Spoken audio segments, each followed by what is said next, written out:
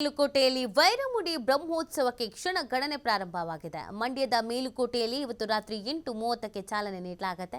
ಜಿಲ್ಲಾಡಳಿತದ ವತಿಯಿಂದ ನಡೆಯಲಿರುವಂತಹ ವೈರಮುಡಿ ಉತ್ಸವ ಶ್ರೀದೇವಿ ಭೂದೇವಿಯರೊಂದಿಗೆ ದರ್ಶನ ನೀಡಲಿರುವ ಚಲುವನಾರಾಯಣ ಸ್ವಾಮಿ. ಶ್ರೀದೇವಿ ಭೂದೇವಿಯರ ಜೊತೆಗೆ ರತ್ನ ಖಚಿತ ವೈರಮುಡಿ ಕಿರೀಟ ಧರಿಸಿ ದರ್ಶನ ನೀಡಲಾಗುತ್ತೆ. ಆಭರಣಗಳು ಜಿಲ್ಲಾ ಖಜಾನೆಯಿಂದ ದೇವಸ್ಥಾನದ ಆಡಳಿತ ಮಂಡಳಿಗೆ ಹಸ್ತಾಂತರ ಆಗಲಿದೆ. ಆಭರಣ ಹೊತ್ತು ತಂದ DC doctor Kumar, SP Mallikarjuna Baladandi, ಡೊಳ್ಳು ಮಂಗಳವಾದ್ಯದೊಂದಿಗೆ ದೇವಸ್ಥಾನಕ್ಕೆ ವೈರಮುಡಿ ಆಭರಣಗಳು ಆಗಮನ. ಮೇಲುಕೋಟೆ ದೇಗುಲದ ಸ್ಥಾನಿಕರಿಗೆ ಆಭರಣಗಳ ಹಸ್ತಾಂತರಿಸಿದ ಡಿಸಿ ಮತ್ತು ಎಸ್ಪಿ. ವೈರಮುಡಿ ಉತ್ಸವ ನೋಡೋಕೆ 2 ಲಕ್ಷ ಭಕ್ತರು ಸೇರುವಂತಹ ನಿರೀಕ್ಷೆಯನ್ನು ಕೂಡ ಇಟ್ಕೊಳ್ಳಲಾಗಿದೆ. ಇದೊಂದು ಐತಿಹಾಸಿಕ ಕ್ಷಣ.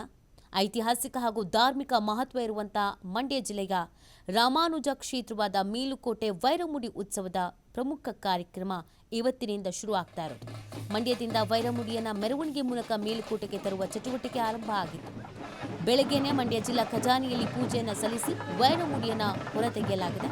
ಮಂಡ್ಯ ಜಿಲ್ಲಾಧಿಕಾರಿ ಡಾಕ್ಟರ್ ಕುಮಾರ್ ಹಾಗೂ ಎಸ್ಪಿ ಮಲ್ಲಿಕಾರ್ಜುನ ಬಾಲದಂಡಿ ಅವರು ವೈರಮುಡಿಗಳ ಪೆಟ್ಟಿಗೆಯನ್ನು ಹೊತ್ತು ಮೆರವಣಿಗೆಯಲ್ಲಿ ಸಾಗಿದರು. ಅಲ್ಲಿಂದ ವೈರಮುಡಿಯನ್ನ ಮೆರವಣಿಗೆ ಮೂಲಕ ಮೇಲುಕೋಟೆಗೆ ತೆಗೆದುಕೊಂಡು ಬರಲಾಗಿದೆ. ಭಾರಿ ಭದ್ರತೆಯ ನಡುವೆ ಮೆರವಣಿಗೆ ಸಾಗಿದೆ. ರಾತ್ರಿ ವೈರಮುಡಿ ಉತ್ಸವ ಮೇಲುಕೋಟೆಯಲ್ಲಿ ನಡೆಯಲಿದ್ದು, ಇದಕ್ಕಾಗಿ ಸಿದ್ಧತೆಯನ್ನು ಮಾಡಿಕೊಳ್ಳಲಾಗಿದೆ. ಕರ್ನಾಟಕ ಮಾತ್ರವಲ್ಲದೆ ಆಂಧ್ರಪ್ರದೇಶ, ತಮಿಳುನಾಡಿನಿಂದಲೂ ಕೂಡ ಭಕ್ತರು ವೈರಮುಡಿಗೆ ಆಗಮಿಸಲಿದ್ದಾರೆ.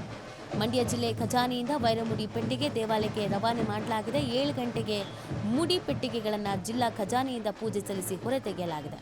ಸಂಪ್ರದಾಯದಂತೆ ಪೂಜೆ ನಡೆಸಿದಾಗ DC doctor Kumar, SP Mallikarjuna Baladandi, ಜಿಲ್ಲಾ ಪಂಚಾಯತಿ ಸಿಇಒ ಕೆಆರ್ ನಂದಿನಿ, ಅಪರ ಜಿಲ್ಲಾಧಿಕಾರಿ ಬಿಸಿ ಶಿವಾನಂದಮೂರ್ತಿ ಸಹಿತ ಹಲವರು ಇದ್ದರು. ಡಿಸಿ ಹಾಗೂ ಎಸ್ಪಿ ಅವರೇ ಪೆಟ್ಟಿಗೆಯನ್ನು ಹೊತ್ತು ತಂದು ನಂತರ ವಾಹನದಲ್ಲಿ ಇರಿಸಿ ಮೇಲುಕೋಟೆ ಕಡೆಗೆ ಮೆರವಣಿಗೆಯಿಂದ ತರಲಾಯಿತು. ಶ್ರೀ ಚಲುವನಾರಾಯಣ ಸ್ವಾಮಿ ಮೇಲುಕೋಟೆ ವೈರಮುಡಿ ಬ್ರಹ್ಮೋತ್ಸವದ ಈ ಒಂದು ವರ್ಷದಲ್ಲಿ ದಿನಾಂಕ 2 ಏಪ್ರಿಲ್ದಿಂದ ಈ ಒಂದು ಬ್ರಹ್ಮೋತ್ಸವದ ಕಾರ್ಯಕ್ರಮಗಳು ಪ್ರಾರಂಭವಾಗಿ 14ರವರೆಗೆ ಇದೆ. ಈ ಒಂದು ಹಿನ್ನೆಲೆಯಲ್ಲಿ ಜಿಲ್ಲಾಡಳಿತದ ಒಂದು ಸಹಯೋಗದೊಂದಿಗೆ ನಾವು ಸೂಕ್ತ ಬಂದೋಬಸ್ತ್ ವ್ಯವಸ್ಥೆಯನ್ನು ಮಾಡಿದ್ದೀವಿ. ಮುಖ್ಯವಾಗಿ ಇವತ್ತು ವೈರಮುಡಿ ಬ್ರಹ್ಮೋತ್ಸವ ಇರುವುದರಿಂದ ಈಗ ಬೆಳಗ್ಗೆ ಇಲ್ಲಿ ಟ್ರೆಜರಿಯಿಂದ ವೈರಮುಡಿಗಳನ್ನು ಮತ್ತು ರಾಜಮುಡಿ ಇದನ್ನು ತೆಗೆದುಕೊಂಡು ಹೋಗುವ ಒಂದು ಸೂಕ್ತ ಬಂದೋಬಸ್ತ್ ವ್ಯವಸ್ಥೆ ಮಾಡಿದ್ದೀವಿ. ಸುಮಾರು 13 ಗ್ರಾಮಗಳಲ್ಲಿ ಇದು ಚಲಿಸಿ ಸಂಜೆ ಒಂದು 4ರಿಂದ 5 ಗಂಟೆ ಸುಮಾರಿಗೆ ಪ್ರಮುಖ ದೇವಸ್ಥಾನವನ್ನು ತಲುಪುವ ಒಂದು ವ್ಯವಸ್ಥೆಯನ್ನು ನಾವು ಮಾಡಿಕೊಂಡಿದ್ದೀವಿ. ಮುಖ್ಯವಾಗಿ ದೇವಸ್ಥಾನದಲ್ಲಿ ಸಾಕಷ್ಟು ಜನ ಆಗಮಿಸುವುದರಿಂದ ಮತ್ತು ಸಾಕಷ್ಟು VIP ಗಳು ಮತ್ತು ಅನೇಕ ಜನರು ಸಹಿತ ಆಗಮಿಸುತ್ತಿರುವುದರಿಂದ ನಾವು ಸೂಕ್ತ ದರ್ಶನ ವ್ಯವಸ್ಥೆ ಇರ್ಬೋದು, ಪಾರ್ಕಿಂಗ್ ವ್ಯವಸ್ಥೆ ಇರ್ಬೋದು, ರಸ್ತೆಗಳಿಗೆ ಸೂಕ್ತವಾದ ಎಲ್ಲ ರೀತಿಯಿಂದ ಬಂದೋಬಸ್ತನ್ನು ಮಾಡಿದ್ದೀವಿ.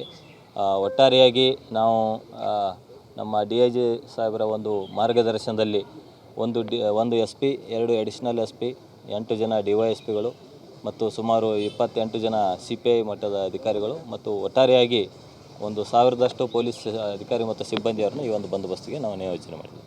ವಿಶ್ವ ಪ್ರಸಿದ್ಧ ಶ್ರೀ ನಾವು ರಾಜಮುಡಿ ಮತ್ತು ವೈರಮುಡಿ ಎರಡನ್ನೂ ಕೂಡ ವಿದ್ಯುಕ್ತವಾಗಿ ಪೂಜೆಗಳನ್ನು ನೆರವೇರಿಸುವ ಮೂಲಕ ಸ್ಥಾನಿಕರ ಸಮಕ್ಷಮದಲ್ಲಿ ಮತ್ತು SP ಅವರು, CEO ಜಿಲ್ಲಾ ಪಂಚಾಯತು ಮತ್ತು ನಮ್ಮ ಎಲ್ಲ ಕಂದಾಯ ಅಧಿಕಾರಿಗಳ ಜೊತೆ ಸೇರಿ ಇವತ್ತು ನಾವು ಇಲ್ಲಿಂದ ಟ್ರೆಜರಿಯಿಂದ ಖಜಾನೆಯಿಂದ ಕಳಿಸ್ಕೊಟ್ಟಿದ್ದೇವೆ 7 ಗಂಟೆ 15 ನಿಮಿಷಕ್ಕೆ. ಮೊದಲು ಲಕ್ಷ್ಮೀ ಜನಾರ್ದನ ಸ್ವಾಮಿ ಟೆಂಪಲ್ಗೆ ಅಲ್ಲಿ ಹೋಗಿ ಅಲ್ಲಿ ಪೂಜೆಯನ್ನು ಪ್ರಾರಂಭವನ್ನು ಮಾಡಿ ಮೆರವಣಿಗೆಯ ಮೂಲಕ ದೇವಾಲಯವನ್ನು ತಲುಪುವಂಥ ವ್ಯವಸ್ಥೆಯನ್ನು ಮಾಡಿದ್ದೇವೆ. ಸೂಕ್ತವಾದಂಥ ಬಂದೋಬಸ್ತಿನ ಮೂಲಕ ನಮ್ಮ AC ಅವರು ಮತ್ತು ತಹಶೀಲ್ದಾರರನ್ನು ಒಳಗೊಂಡಂತೆ ಸಂಜೆ 4:15ವರೆಗೂ ಕೂಡ ವಿವಿಧ ಪ್ರದೇಶಗಳಲ್ಲಿ ಸ್ಥಳಗಳಲ್ಲಿ ಭೇಟಿ ಕೊಟ್ಟು ಅಲ್ಲಿ ಭಕ್ತಾದಿಗಳು ಕೂಡ ಪೂಜೆ ಮಾಡಲಿಕ್ಕೆ ಅವಕಾಶ ಇದೆ. ಸುಮಾರು 13ಕ್ಕೂ ಹೆಚ್ಚು ಗ್ರಾಮಗಳನ್ನು ಹಾದು ಹೋಗುವಂಥದ್ದು. 4:15ಗೆ ಟೆಂಪಲನ್ನು ರೀಚ್ ಆಗ್ತಾರೆ. ಅದಾದ ಮೇಲೆ ನಮ್ಮದು 6 ಗಂಟೆಗೆ ಪರ್ಕಾವಣೆ ಪ್ರಾರಂಭವಾಗುತ್ತೆ.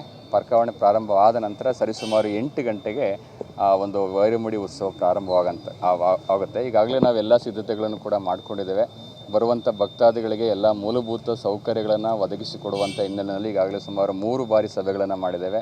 ಮಾನ್ಯ ಜಿಲ್ಲಾ ಉಸ್ತುವಾರಿ ಸಚಿವರ ನೇತೃತ್ವದಲ್ಲಿ 2 ಸಭೆ ಮಾಡಿದ್ದೇವೆ, ಪತ್ರಿಕಾಗೋಷ್ಠಿಯನ್ನು ಕೂಡ ಮಾಡಿದ್ದೇವೆ.